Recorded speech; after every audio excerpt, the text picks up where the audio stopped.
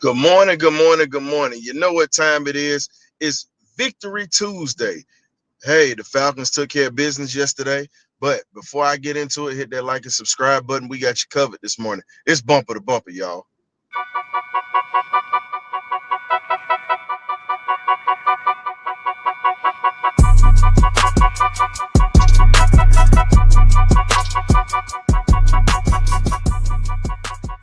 Birdcage. What's going on, good people? You know how we get down. You either get right or you get left, is what we say. Hey, look like the Falcons got right on prime time. Again, this is how we do it. We're undefeated in those red helmets since Michael Penix Jr. has taken over. But last night definitely was a game that everyone had circled, and this was a game where the Falcons decided to make a statement. Now, the best part about this game right now is the fact that next week we got another primetime game against the San Francisco 49ers, and Jeff Ulbricht's old boss, Robert Saleh, is the defensive coordinator there. So now the Falcons have a chance to put on, and we have a little bit of an insight on how Robert Saleh thinks because of the fact that Jeff Ulbricht actually coached up under him. So I look at it like this. I like our chances. 49ers are a solid team, but I really like our chances. Plus, we get to get our get back or whatnot, a little bit more get back against Shanahan. But for me, it's more so I get to go up against an Alabama quarterback and I get to watch my defense beat the hell out of them. So it's a little bit personal for me in that sense, but it's all good though. But getting back to it though, you got to give it up. Bijan Robinson had one of his finest days as an Atlanta Falcon. And with Bijan having over 190 yards all purpose last night with one touchdown, he definitely had he put on a one-man show. But the guys that I really wanted to target is the offensive line. They came in, they blocked, they did well last night. Even with missing Jake Matthews out of the ball game last night with an injury, it's been an amazing, amazing turnaround with this football team since the Carolina football game. But as I always say, consistency is key. Can you continue to be consistent when it comes to this, when it comes to the NFL? It's week by week, and you've got to make sure that you handle your business, especially against teams that you're supposed to beat. But then also, you got to get better at winning ball games that are going to be hard. No one picked Atlanta last night. Everybody picked Buffalo except one. Except one. But I also understand the reasoning why a lot of people would pick Buffalo last night. It's just what it is. There's one of those things where you sit back and you just wonder, like, wow, can you, how can I put it? It's, can you get right? Can you stay right? Can you continue to put this team in a position to where you are going to continue to build? Because here's the thing, that was a damn good win against a team that is a playoff powerhouse. They just can't get over the hump, but they're in the playoffs every year. I'm not mad at how this game ended up. Not mad at that. The thing that I will say I'd like to see a little bit better effort with, I like to see a little bit more better effort with being able to convert in the red zone a little bit more. We were solid, but it just was not one of those games. What's going on, John? Appreciate you stopping through. John said, yeah, man, all I can say is that was definitely a good effort that we saw last night. We want to continue to keep seeing that effort. The thing I don't ever want to put the game in the hands of Parker Romo. It's something I'm still not sold on him yet. And then last night we had a field goal blocked. And that wasn't on him, unfortunately. But at the same time, I don't want to put him in a situation to where we got to rely on him. I need my offense to be consistent. Outside of my offense being consistent, I need special teams to figure this out. because there's going to come a game where it's going to be a hard hitting, slug it out, last minute game where we're going to have to rely on special teams, and we're going to need a field goal. We're going to need a field goal. And at this point, I really want my offense to be able just to put up points consistently. The first half of the Atlanta Falcons in this ball game reminded me what precision looks like on offense here in Atlanta. I'll say this. I'm not relying on Michael Penix Jr. Not now. Not now. A lot of people are, oh man, why you can't rely on him? He's the franchise. No, no, no, no, no, no, no, no. He's still in a rookie type setting because he had 3 passes that should have been picked last night. I may enjoy the win, but right now it's bumper to bumper. So I gotta point out, I gotta point out some things that kind of, that I expect right now because he's in the rookie spot. I'm not leaning on him.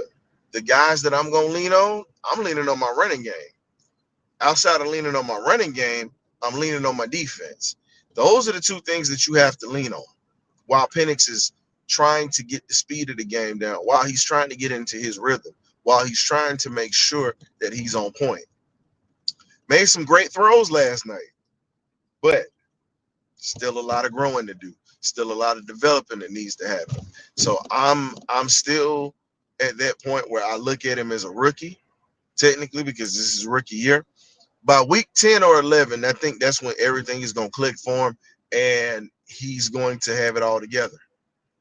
He's going to have it all together because, again, we've had offensive line changes. It's a lot of things that we've had that he's experienced, and he's still getting comfortable. Still getting comfortable. Now, last night, it felt like Buffalo literally ran that stadium last night. Hate to say it like that, but it's the truth. It really felt like the Bills were back in Orchard Park up in New York. If you really want to be honest, I heard the fans cheering when we won, but for the most part, man, when we were on offense, we were going in silent count at home. Silent count. That right there is an atrocity. I had to talk to y'all Falcon fans about this, man. How the hell do y'all let a visiting team, yes, they're well traveled, but you let a visiting team come here and outshine you like that in this ball game? That's not good. We got to create a hostile environment, even if teams do travel well. You got to get after their ass. But I also have to remember, everybody shows up fashionably late. Everybody, we got the Atlanta traffic. But that Bills Mafia shows up and shows out. Give it to them. They showed out. They stayed the whole game. And it's tough sitting back thinking about it. And I understand it with some people that probably sold their tickets to get some money off of it. I get it. They're going to pay because they support their team. We got to get to a point to where we have a home field advantage. Y'all talk about this team. Y'all talk about how you want to win. You want to stop being a laughing stock of the NFL. Okay. This is how you stop being a laughing stock. Start supporting this team all the way around. Stop letting these folks just come up in here and outnumber us in our own house. Stop doing that. I understand everybody wants to network, shake hands. You want to dap it up. Y'all going to sit around and but here's my thing. If you come into a ball game, support your team. Support your team from start to finish. But, and the sad part about it is you can't say they did, and you can't say they didn't take over the bins or whatnot, because they were louder on third downs the whole game for us than we were for them. Their quarterback didn't feel in a hostile environment. He was comfortable. The only thing that made him uncomfortable was our defense. Yes, we cheered when plays were happening. Yes, we made some stuff happen, but let's be honest. We actually got false starts in our house. 2 false starts at that. How do we get false starts at home? Why are we on silent count at home. All I can say is at this point, man, it's one of these things. And for me, I'll put it this way: I don't do live streams. That's just not my lane. I let Larry do that. I pretty much let a couple of guys do that. My thing is, I like to do the historical things about the team. I like to talk about the current things about the team, and I also like to do breaking news and so many other things that we do here for the Falcons. It's pretty cool. But what I will say is this: that was an atrocity and that was an embarrassment. We got to get better. We got to get better. But at the end of the day, I think we have a good team. I think we got a solid atmosphere. My question is, can that atmosphere become normal to where it's difficult for people to come and play? That's the question. We got a lot of things that we're still working on, but at this point, I will collect wins, and I'm not gonna sit here and complain and moan about it at all. Not gonna complain about that. But I just had to make sure I put that out there for the fan base. Y'all got to stop being outdone by everybody else. You know what? We always party hard in the parking lot after a win. We sitting here dancing in the streets. We're actually partying as well. Always want to have a good party. Let's take that same energy and let's make the bins even louder. Take that same energy and put that into the bins. Let's make it hard for these visiting quarterbacks. Let's make this thing tough. You know what I mean? All I'll say is this: we have a lot of great things that are coming from that. We got supportive fans, and I know we got a good supportive fan base. But I would love to have us to where we're a combative fan base in them stands during the game. Yeah, we show Southern hospitality, but I don't want no hospitality shown when these guys are in the game. I want them to be uncomfortable because I can tell you this: anywhere else that you go, New York, Frisco, where we're going Sunday, I mean, there are many teams that have hostile environments that we have to battle in. And it's tough. I want us to be one of those. We used to be with Fulton County Stadium, where there wasn't a ton of attractions. Hey, you focusing on the game. But again, we're a we're pretty much an evolved, bougie ass fan base. And I still will say that. I'm one of the old roughneck fans that don't mind drinking the beer in the parking lot, crushing the can on my head, and rooting for my team. I'm one of those. I'm not bougie. I come to a football game, I'm a mean ass fan. Don't care. That's just how I am. I can't speak about everybody else. I'm not worried about being all up under taking pictures and shaking hands with everybody. That's not me. If I'm gonna spend my bread on the ball game, I'm more worried about making the environment hostile and losing my voice during the game. But hey, everybody is a fan in their own way. So no disrespect to y'all, but I'm just saying I just like to see us with a better environment. Now, outside of the fan base, let's get back to this ball game. The running game is pretty much who we are, ladies and gentlemen. The pistol formation now is truly our bread and butter. We're not going to see too much going under center. We're not going to see too much of having situations where we have traditional formations like that. We're not going to see too much of that. And as much as I hate to say it, we're pretty much in that position now. Zach Robinson, you called a hell of a game in the first half. The second half, I think you might have forgot yourself in the locker room because we got real pedestrian in that second half. Their team had only 2 touchdowns. You had Josh Allen under his normal average for passing yards last night. You pretty much had last night James Cook under 100 yards last night. And that's another one of the bread and butter pieces of their offense. You were perfect in every aspect in that first half after you got hit in the mouth. I got to give it to you. The second half, we went conservative and went pedestrian. Just gonna be real with you on that. We went conservative and we went pedestrian. We went away from what was working and we tried to get cute with some things. Can't do that. They made adjustments. Credit to Ed Oliver and Deion Walker. Those two were wreaking havoc on our offensive line, and we started to figure out you got to go to the perimeter again because you're not going to run up the gut on those two. I love my offensive line. I love the fact that we were opening up holes, but it was the perimeter game that we started to kill folks in. Welcome back, Drake London. You had a breakout game last night, 1 touchdown, and you had over 100 yards. You got to remind these folks who you are in this NFL. Drake is one of the elite receivers in the league. Y'all can say what you want. Yeah, he had a slow start. But again, when you look at it, he's a guy that can dominate a ball game when you give him the opportunity to. And hell, he was making some great plays. Kyle Pitts was on the milk cart. He made two good plays from a tunnel screen to catching a first down on a third down, and unfortunately, he tripped over his own feet. We got to get him back. We got to get him back rolling and get him back on point. We got to get a number 2 receiver. Casey Washington has had opportunities, and it's just not good. Not good at all.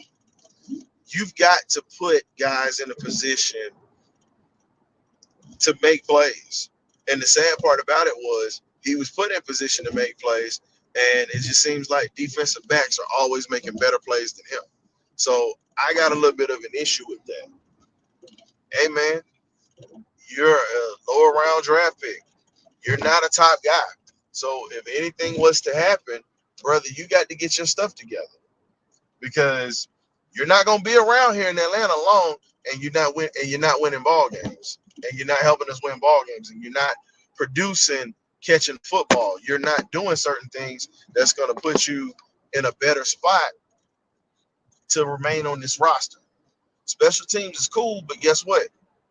You were brought here to catch footballs. You were brought here because you have good hands, good speed, but we have yet to see that. We have yet to see that, and we don't have any consistency with you at this point. What we need now from you, if they're going to play you again, we got to see a better showing. But if we don't see a better showing, my thing is this. Y'all need to go ahead and put Kadero Hodge back at that number 2. Or if you're not going to put Hodge there, you put Chris Blair there. Bring him up. You talk about speed. You talk about hands. You talk about being able to go get the football. You got 2 guys who can do it, and they've done it before. Now, the other thing is this. We got a little money in the bank. I know this might sound crazy to some folks, but the Miami Dolphins are really tearing it down. Can we go get Jalen Waddle as the number 2? Can we go get Jalen Waddle? Or here's the other thing. Philly's got a sour situation going on right now. They got a sour situation going on. Do we go look at A.J. Brown? You know, like I said, I'm hitting the road right now, so I can't really respond to everything that's going on. But I'm just throwing a little something out there. A.J. Brown, you know, Jalen Waddle, you know, just a little bait, you know, that we might talk about because these guys are in a situation where they're unhappy. They're unhappy right now. And what do you do when you have people that's unhappy? If it's been like that for a while, you find another way to get rid of that before you destroy your locker room. My thing is, do you think A.J. Brown will work here in Philly? Do you think that you would have guys that will be willing to buy into what we're doing right now? Because right now, AJ's on the championship team. Yes, they've lost 2 games in a row, but that's still a championship team. That's still a Super Bowl team. They played in one, they've won one, and he's been on both of those teams. And there's always been chemistry. There's always been issues to where he's been crying and whining. Do you make that happen? Does he change his motives? Because let's be real. I like A.J. Brown. I love him. But I wouldn't want a guy that's going to destroy my locker room. Because for him, you come in here and mess this thing up, you got to catch hell. You got to catch hell. But I would say, why don't you explore that? We need to explore the option of Jalen Waddle first right now to bring in a number two. Because Mooney right now is hurt. Mooney ain't coming back anytime soon. Yes, he's day to day, but he's not even 100% right now. And I'm looking at the depth of this receiving core. We're a little thin. We're a little thin. And when I say we're a little thin, what that means is we don't have guys that are really deep in this room like we had in 2016. You can plug guys in there, and guys were able just to go get the football. Ray McLeod was out. Like I said, that was a they had him out. We all know that's for team reasons or whatever. And to me, I feel like I understand what they were doing, but it is what it is. I don't agree with it. Let the man play. He hasn't hurt this football team. Hell, he's helped this team. Give him a shot. Let him play. But outside of that, though, defensively, we showed we can hold up even without Billy Bowman. That right there is a telltale sign of this defense being good. Robert Alford. I'm sorry. I called D Alford Robert Alford. D, I'm sorry, bro. Well, hell, they play alike. They get burnt and then they make plays. But I got to give D Alford his credit last night. D Alford had a very solid game. Good interception, had a sack.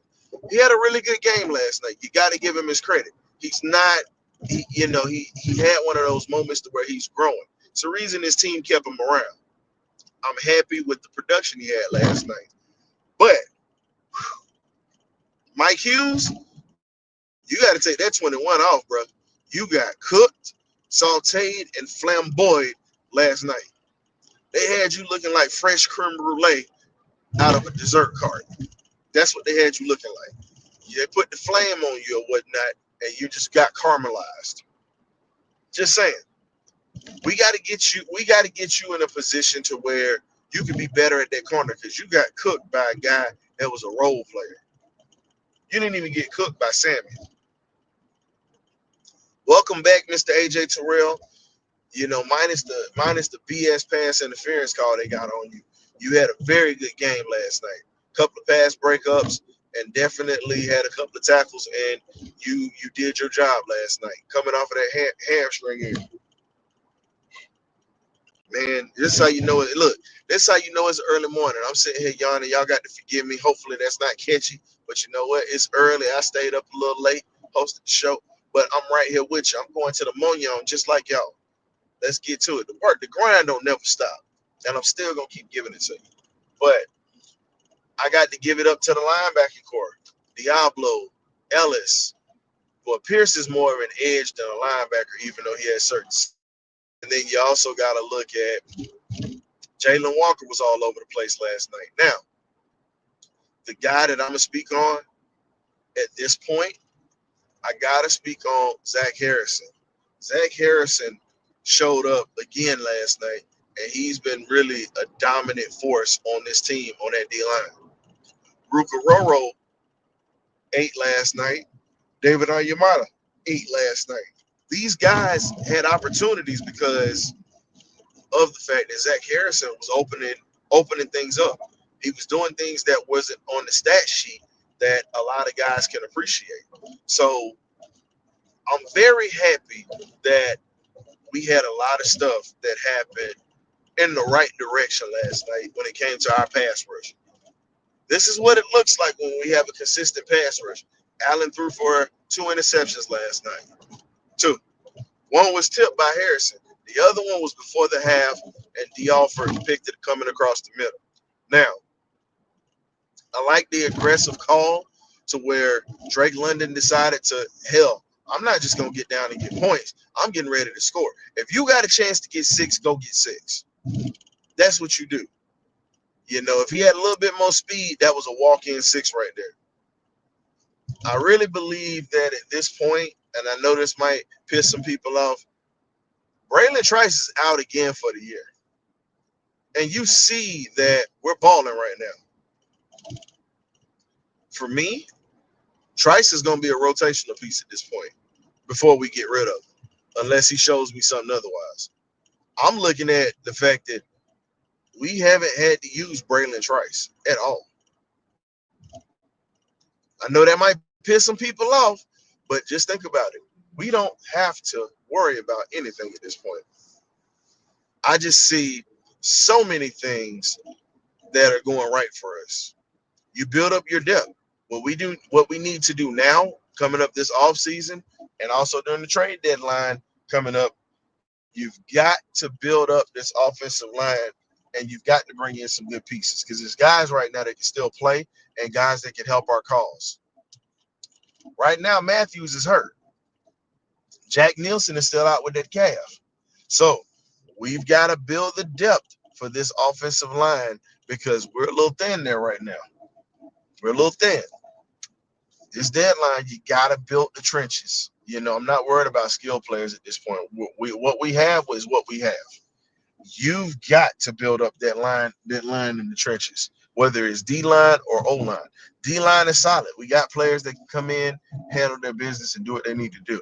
But offensive line, we've got to get that right. Got to bring in more depth. This is what hurt us last year. Our offensive line, yeah, these roads are a little rough up here in Philly. So if y'all hearing all of that, it's picking everything up. But our offensive line has to have depth.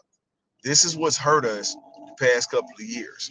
When key players go down, we got to have guys that can come in and contribute. And then even those guys get a little banged up. So we've got to get to a point to where we do some things to help ourselves out and not shoot ourselves in the foot. The kid from Seattle that we picked up, he comes in. He did well last night, coming in and, having a chance to fill in for Matthews, held his own. The thing that we have to see, as I said before, is the consistency. I want to see more consistency out of that bunch.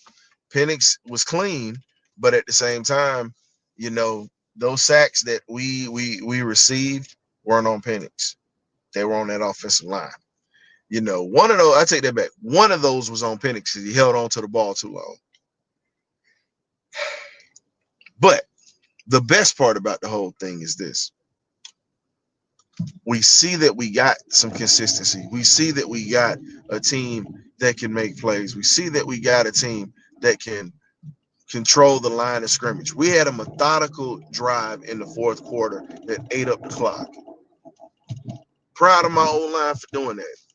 Now, the other thing I got to talk about is this. Bijan Robinson made it a point to go up to his wide receivers and his tight ends and tell them thank you. Outside his own line, he publicly did that. And when you look at the fact that Bijan did so, that's letting you know that everybody bought in. The receivers blocked their asses off last night. That's something that you can't take away from them. They were physical at the point of attack. They weren't crying and complaining that they weren't getting the ball.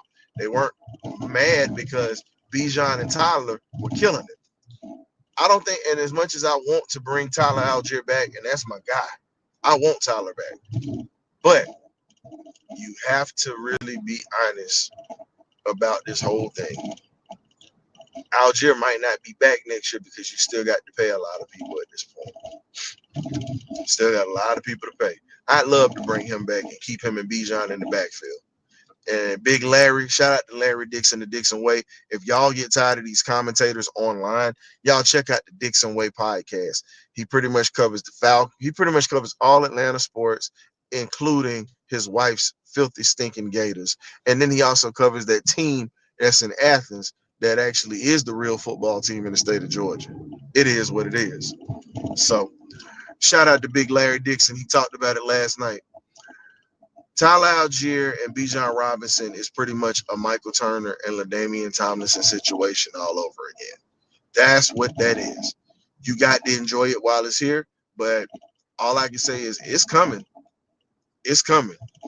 What's going on, Christy? Welcome, welcome, welcome. Yes, yes, yes, it definitely is. But the one thing that you can say is these guys are, how can I put it? These guys are definitely a great 1-2 punch. I just hate the fact that we can't keep both of them. But while they're here, you must enjoy this. You must enjoy it, because if you don't enjoy it, hey, it's what it is. There's a ton of crop. There's a crop of running backs that's out here that you can bring in, but with the physicality that Tyler Algier runs with, you can see that it energizes the team that he's physical as he is, and it's not just being physical as he is. You also have to look at the fact that he's a dominant player when it comes to ball control. He's a dominant runner, and it sucks because we're not going to have that. And to me, and in my opinion, that's the closest thing we've had to a William Andrews, period. We haven't seen a William Andrews type of back since William Andrews. And that man not just broke the record for William, he also became a guy that put this team in a position to make some stuff happen.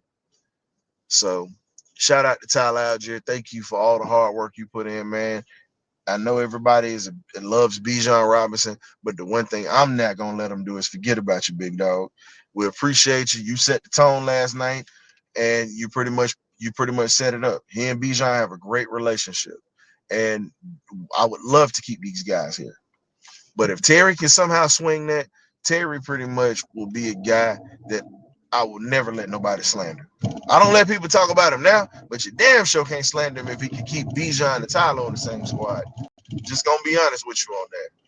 But at this point, speaking of Terry Fontenot, if you saw when they put him in the booth, when they put the camera on the booth last night, Terry Fontenot definitely is looking like, hey, Raheem, I gave you all that I could have. And my thing is this: we're starting to show up and show out. It's starting to pay dividends. It's starting to become consistent. But the one thing that we have to understand is it's still everybody's job is still on the line right now. That Carolina loss hurt a lot of people. It put us behind the eight ball in a lot of ways.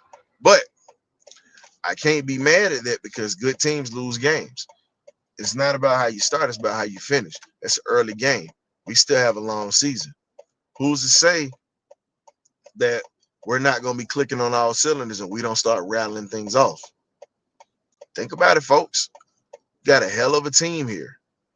We got a team that we can cheer for and a team that we can root for. That's going to make us happy about what they're bringing to the table. And my thing is, what I'd love to see at this point, I'd love to see a Super Bowl being brought back home to Atlanta. That's my thing. I want to see a Super Bowl brought back to Atlanta. And with us bringing the Super Bowl back to Atlanta, that right there validates that Terry Fontenot was a very intelligent man to make the moves that he made. That's just me. I want to see this man succeed here. I don't want him gone.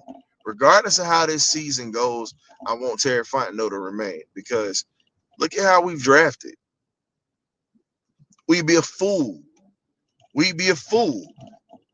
You know what I'm saying? We'd be a fool to let Terry walk. Yes, I get he's been here for this long and he didn't have this here. There are some GMs that have been around in the league where they've had teams they've had to build from the ground up. Hell, Ron Wolf is one of the greatest general managers of all time. I hate to say it, but let's keep it a buck. Ron Wolf worked for the Oakland Raiders at one point. Outside of working for the Raiders, he leaves Oakland or whatnot. He drafted some great players: Gene Upshaw, Art Shell, I mean Cliff Branch. He drafted all those guys. He drafted championship teams. He goes to Tampa. Guess what? He drafts Leroy Selman, Hall of Famer. He drafted Doug Williams. So when you talk about this man understood this. Terry Fontenot, ladies and gentlemen, I'm not calling him a Ron Wolf because Ron also pretty much worked the Packers and he got Brett Favre from us. I'm gonna give you this. Yeah, I got to, I got to live up to the name historian because I got to give you a historical fact. Terry Fontenot is a cross in between Ron Wolf and Bill Nunn. That's in Pittsburgh. The reason why I say Bill Nunn is because he finds guys that you would never think of. Yeah, he gets the big name guys, but he finds guys that you would never think of. So what I'm saying is at this point, let him work. Let him work. Because if we keep him here, we get a trophy. We keep him here, we going to get a Lombardi. It's just what it is. But the problem that I have right now is a lot of people are saying, well, he's been here for 5 years. We don't think, look, if Raheem screws up, you know what? That's on him. Terry gave him everything that he needed and some. He gave it to him. But as we said before, what can you do with this team and how can you make this thing happen with the talent that you have in the short window that you have? Because Super Bowl windows are not long. Understand that. Ask a lot of the teams that were here. The New Orleans Saints only had one. The Seattle Seahawks, they had a short window with Pete Carroll, and they're trying to get back to respectability. We got to play them this year. Now, you look at all these teams that have done it consistently. Let's be honest. It's not always it's not always something that you're going to see with consistency. But at the end of the day, Terry needs to remain. This team needs to keep getting better and growing. And this organization, let's ride this thing out. Great win. Let's build on it and let's show out next Sunday. Man, this is your boy, the historian. I got to get to the Mognon just like you guys. You know how we get down. You either get right or you get left. We'll definitely catch you on the next episode of the Birdcage LLC, man. We appreciate y'all tapping in for Bumper to Bumper. Y'all be blessed. Y'all keep God first and just ride it out today. Just like these Falcons rolled out this dub. Because I'm about to talk some trash today. Much love, y'all. Ghost.